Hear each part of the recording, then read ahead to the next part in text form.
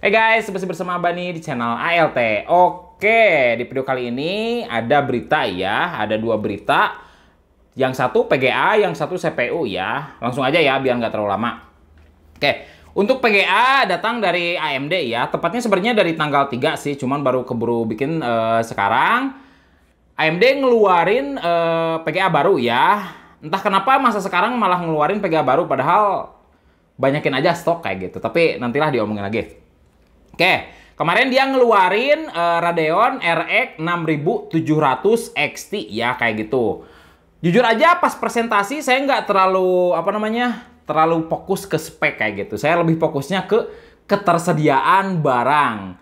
Disebutin ya di situ masalah ketersediaan barang, AMD bakal ngejual langsung ya.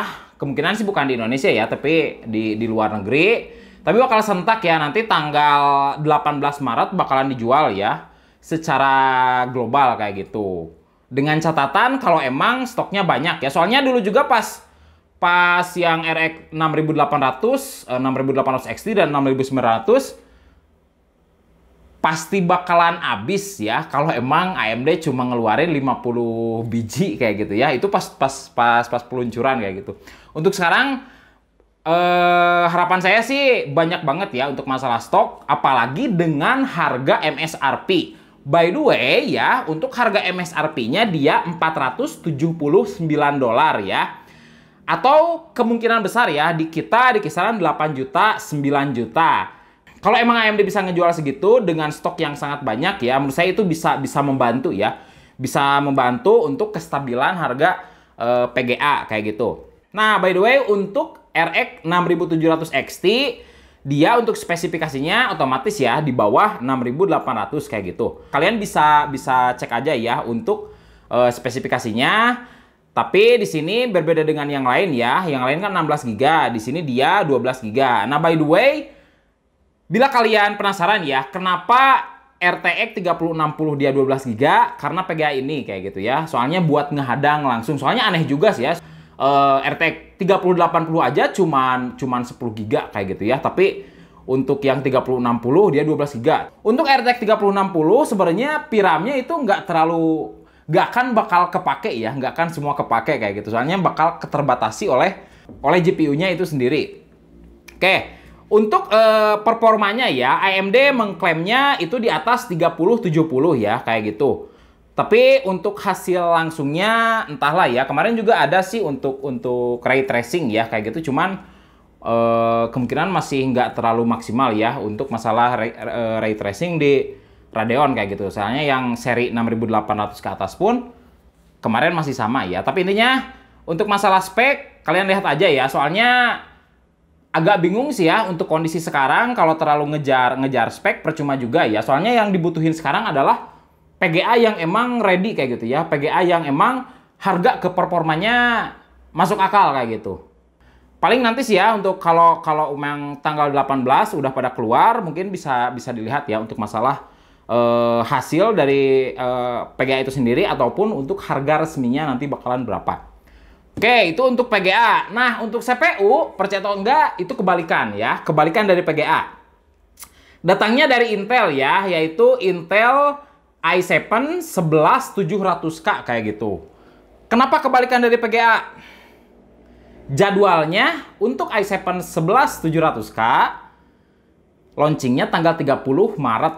Tapi percaya atau enggak, udah ada yang jual. Ya, udah ada yang jual kayak gitu. Nah, dan by the way ada yang udah benchmark kayak gitu ya. Dijualnya sebenarnya nggak di Indonesia ya, di Eropa kalau nggak salah. Tapi intinya ada yang udah jual, ada yang udah beli, dan AnandTech ya dia udah ngetes sendiri ya kayak gitu. Oke, langsung aja ya lihat dulu untuk masalah spesifikasinya kayak gitu. Nah, kemarin kan untuk i9 11900K dia turun ya dari 12 core 20 thread menjadi 8 core 16 thread. Untuk i7 11700K pun sebenarnya sama ya. Yaitu 8 core 16 thread ya, sama dengan i9, hanya saja untuk frekuensinya dia sedikit lebih rendah ya. Kalau emang kayak gini hanya berbeda 200 MHz biasanya persentasenya hanya sedikit ya. Entah kenapa Intel melakukan itu, tapi intinya sudah pasti ya untuk masalah spek ya. Jadi i7 dan i9 generasi yang ke-11, core dan thread-nya sama ya, hanya berbeda frekuensi kayak gitu. Nah, di situ untuk hasil tesnya hampir semua ada ya, kayak gitu udah cukup komplit. Kalian bisa cek aja ya untuk linknya di bawah. Yang pertama yang paling bikin saya menarik adalah dari konsumsi listriknya itu sendiri ya. Soalnya kemungkinan cocok banget sih ya sama namanya, yaitu Rocket Lake. Nah, by the way, di situ kalian bisa lihat ya. Di sini ada sih yang APX 512, cuman nggak terlalu terfokus ke situ ya, soalnya yang lain kan belum banyak yang pakai itu ya, rata-rata di APX 2. Nah, kalian lihat aja ya, untuk Ryzen 7 5800X dia jauh banget ya ketimbang yang 11700K kayak gitu ya, dengan TDP yang emang lebih sedikit sih, cuman konsumsinya cukup besar kayak gitu. Nah, itu kenapa bisa kayak gitu? Karena balik lagi ke ukuran node-nya ya. Yang Ryzen kan dia udah 7 nanometer, yang Intel dia masih 14 nanometer ya. Jadi kalian kalau penasaran ngaruhnya kemana, nah ke situ. Salah satunya ya. Jadi simpelnya itu dia CPU-nya ada sihir ya. Semakin kecil ukuran dia semakin kenceng dan semakin dingin kayak gitu. Konsumsinya semakin apa? Kecil. Nantilah saya bakalan buat video sih ya, rencana masalah 7 nanometer, 14 nanometer, dan seterusnya kayak gitu. Untuk sekarang hanya itu aja ya. By the way, di sini juga banyak ya untuk hasil seperti render dan lain-lain ya. Yang pertama lihat dulu untuk masalah Cinebench. Untuk Cinebench di single core dan di all core masih di bawah Ryzen 5800X kayak gitu ya. Kemarin kan Intel bilangnya ada kenaikan IPC 19% ya untuk di single core. Emang sih cukup jauh ya dengan yang i7 generasi 10, hanya saja naik 19%, tetap ya masih di bawah Ryzen kayak gitu ya, Ryzen 5800X. Untuk masalah editing dan lain-lain, posisi masih sama ya, masih di bawah Ryzen 5800X kayak gitu. Nah, untuk masalah gaming ya, kalian bisa lihat sendiri masih tetap kebanyakan ya masih tetap di bawah Ryzen 5800X, bahkan dengan i7 10700K pun masih kewalahan ya. Ada yang sama, ada yang malahan lebih rendah ya, ada beberapa yang lebih tinggi juga. Oke, intinya untuk masalah hasil kalian bisa lihat aja ya lebih detail. Tapi menurut saya untuk sekarang Intel masih belum bisa ya,